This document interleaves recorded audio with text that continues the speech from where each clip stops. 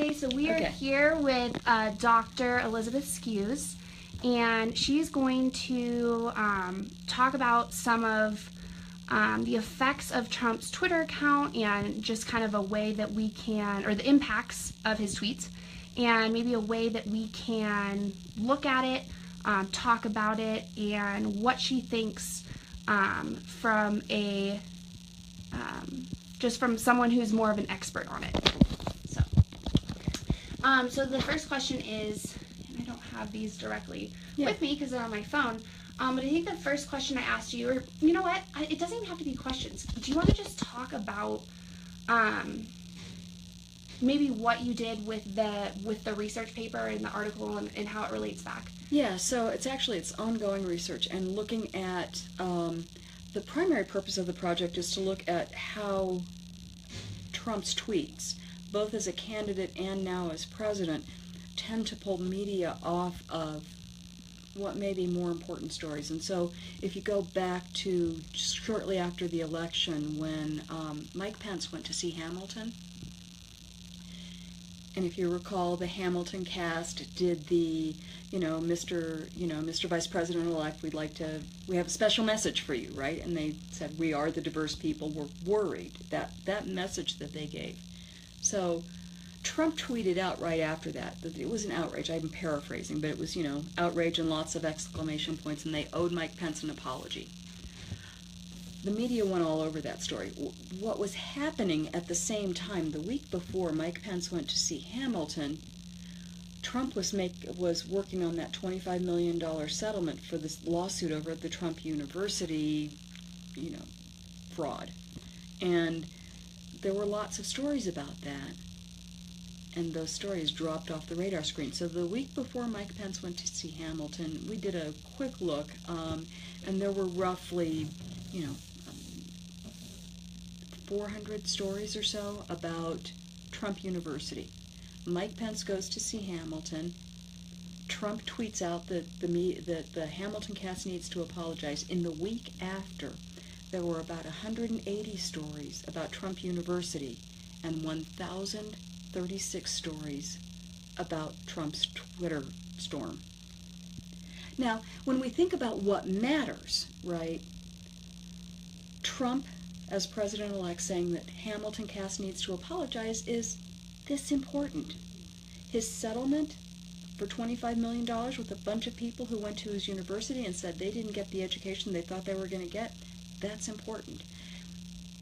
There are people who have written about whether Trump is like the genius at this stuff and knows how to pull the media off of what is otherwise an important story. The same thing happened when Jeff Sessions was getting some flack for not disclosing his ties to Russia as part of his confirmation hearing for Attorney General. It was that weekend when Jeff Sessions said, okay, then I'm going to recuse myself from anything to do with Russia. Trump was pissed off, and that was the weekend he sent out the tweet about Obama, or the several tweets about Obama and wiretapping. Suddenly, all the media are covering this wiretapping story, and we haven't heard about Jeff Sessions since then in terms of his conflicts with Russia. Is he a master at making some of these stories go away? Or is he, an idiot savant, right, in the sense that it's timing and things like that? And what we're trying to do with the research is find out, other than those anecdotes, is there a pattern to this that we can discern, and how do media get pulled by Trump and his tweets, both as a candidate and as president? So that's kind of where the research is headed, and we're trying to look into it in more detail to find out for how long do media get pulled off of these stories? Do they get back on them, or did they ever come back to the Trump University story? Kind of what's the proportionality question about it, that kind of thing. Okay, and so for your research, I'm just curious, how are you guys conducting that? Like, are you using different social media news sites and their numbers? Who are you talking to? How are you conducting it? Just because I'm curious. So we're starting. Brian Keegan is going to work on this with me over in InfoScience, and we're going to scrape the Twitter feeds of political journalists who have been covering Trump, and so we can look at how they're tweeting about things. We're going to scrape Trump's Twitter feed so we can look at when he posts something, how the media follow it on Twitter, and then look at the stories that they write as well. So content in news publications, how that gets shaped by Trump's tweets. So we're using kind of these events out of Trump's Twitter feed and then looking at how the media cover them. Okay. Both in social media and in their publication venues, whether that's print or online or television, but kind of how does all of that happen? How do these stories play out? And again, really importantly, what drops away when Trump starts to tweet? What do we stop covering? Okay. Would you say, just since you're going to be looking at it from lots of different issues, not just, a certain spectrum of issues, would you say that besides affecting the public as far as straying them away from whatever big issue, would you say, just from your research so far, that there are any other effects or impacts or any other, how it represents the U.S. badly, or if there's any other things that just from your research and just your knowledge and your studies that you can say that you could possibly correlate? Yeah, so one of the other things that I'm actually looking at for a separate piece of research is the way that Trump and other candidates manage like mass shootings. So the December 2015 San Bernardino shooting or the Orlando Pulse nightclub shooting and how those show up. And again, Trump goes on Twitter pretty immediately to talk and starts to frame that as an issue of terrorism. Essentially, before the police have even started an investigation and before they know, is this part of a terrorist attack? Is it a rogue incident? Simply because Omar Mateen says, while he's in Pulse nightclub, and I pledge allegiance to ISIS, it does not mean it's an ISIS-sponsored attack. It doesn't. And so we don't know enough. But Trump has a tendency, before we know enough, because it fits his political agenda, to want to frame those disasters around terrorism. And he's not the only one to do that, by the way. There are other candidates that have done that as well. Clinton, at the same time, as a candidate, would frame those around gun control. And so you can see the policy implications of how they're taking these mass tragedies and even through social media and Twitter starting to try to put a shape to them before we have enough information to know what happened. I think that can be problematic because when you are a presidential candidate, and especially when you are a president, what you say has a lot of reach. And so if you're calling something terrorism before law enforcement is, then you're boxing law enforcement in some interesting ways. If you go back as kind of prior to this campaign, for instance, you'd see something happen, and you might see something on social media from a president or from a candidate, but it would be, our sympathies are with the families, right? It's just a message that says prayers are with you, or, that kind of thing. No judgment. Because of the heightened polarization in America, and especially around this election, we saw more polarization and more tendency to go immediately to public policy issues around guns or around terrorism than the sympathy messages. I mean, it took Trump a couple of tweets to get to, sorry for all the people who lost. That's where you should go first. Again, especially as president, the idea is to say, can we calm a grieving nation? And I don't think he does that well. He tends to go to what might serve his political purpose first. His eye is on his base, not on the nation. I find that to be a problem. And you see it again in the volume of stuff that he tweets and in the direction that he takes. He's always talking to his base. So when we think about his Twitter feed, as candidate, it was about ramping up his base. It was about, mobilizing voters, getting them charged up about, in the primaries, lying Ted Cruz, or, I forgot what name he had for Marco Rubio, but he had... Crooked Hillary. Crooked Hillary, yeah. It comes up around all of that, and that's all about mobilizing your base, and that's what campaigns do. So, he was pretty effective at that. I don't think it was particularly elegant at it, but that's... I'm not his base. I understand that. the job of president is different than the job of presidential candidate.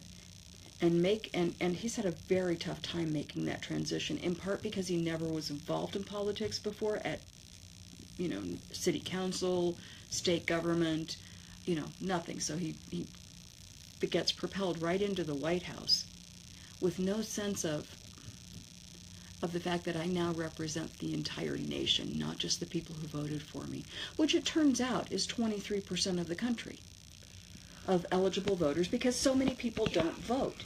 The same is true with Obama. I mean, there were a lot of people who just stayed home and didn't vote. I don't know the exact percentage, but if you recognize that you were elected by 23% of eligible Americans, that, 25% voted for Clinton, and that the rest just didn't vote, you start to think about your job differently.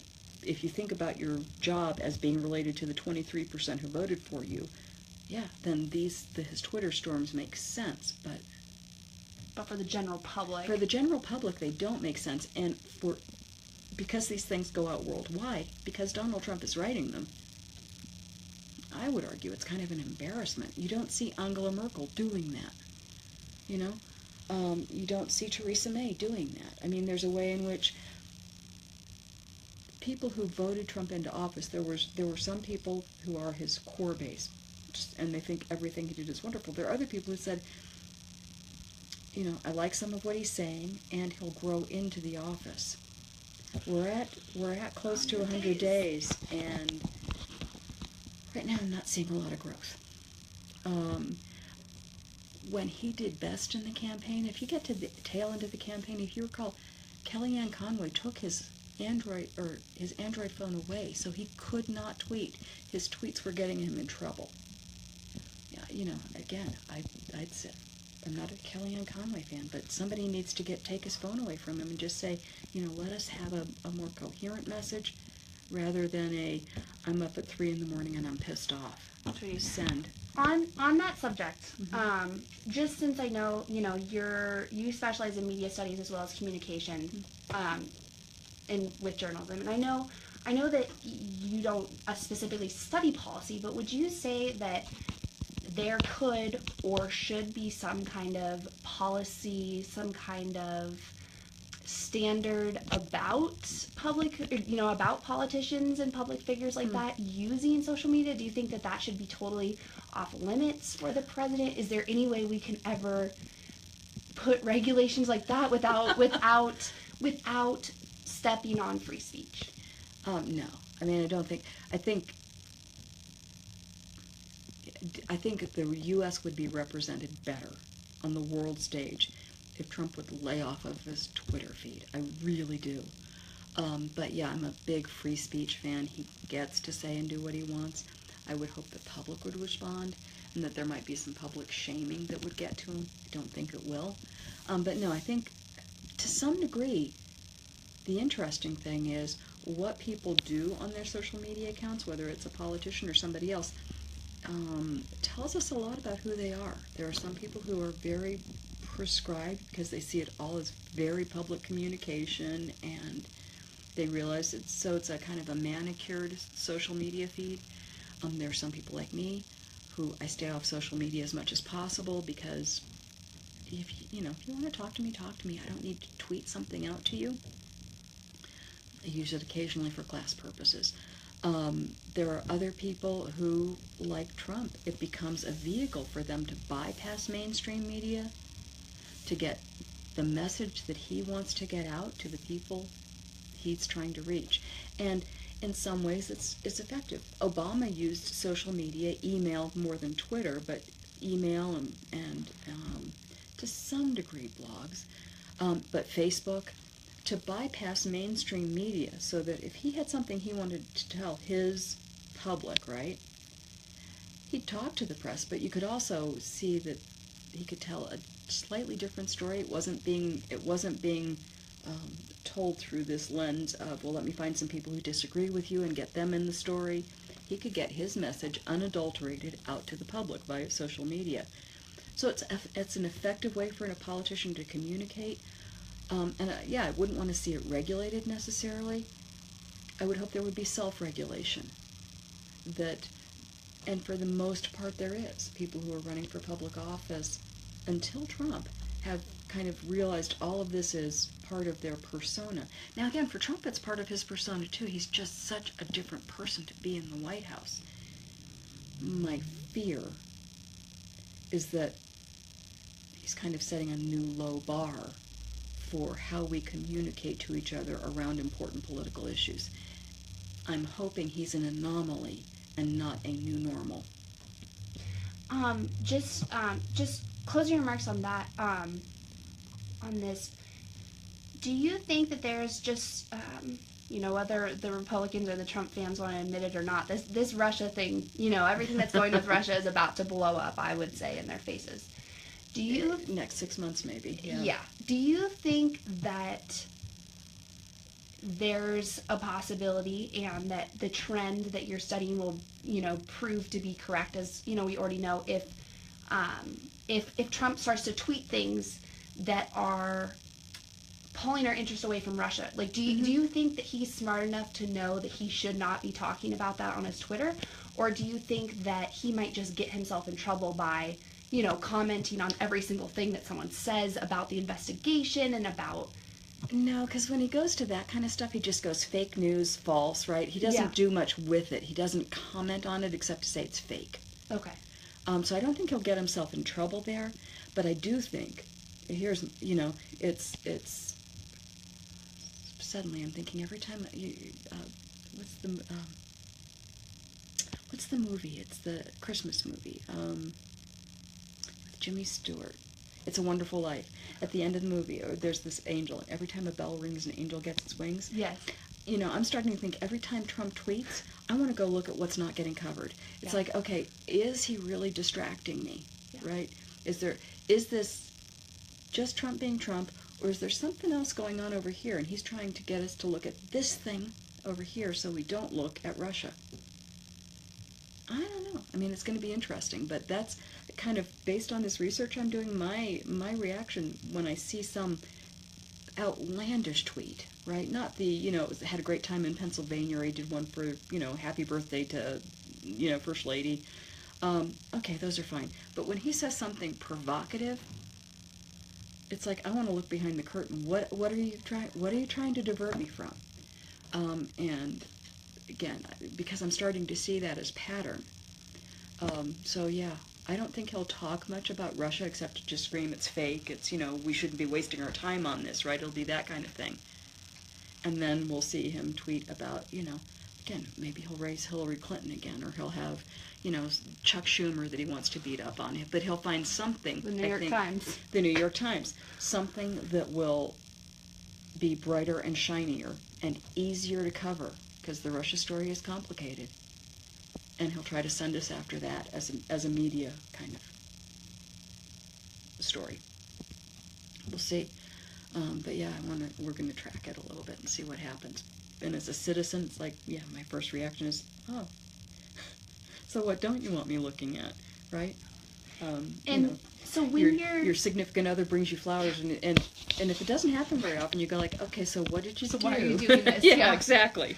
So just to end here, where can we see your research and when it'll be done, and just after you get the grant, like, is there any place or website you guys, or blog? We're going to try and set up a website. I don't know exactly the timeline, actually, because we didn't get the grant that we applied for. We may need to take a little bit longer to do the research, but Brian and I are going to meet. He's on another project until mid-June. We're going to meet in mid-June and say, okay, so what's the timeline? How long will it take to get this done? But the idea is to have kind of a scholarly piece, right, journal article kind of thing that talks about this, but also to develop a website where we can do some real-time tracking of Trump's tweets and how news moves around Trump and his Twitter feed.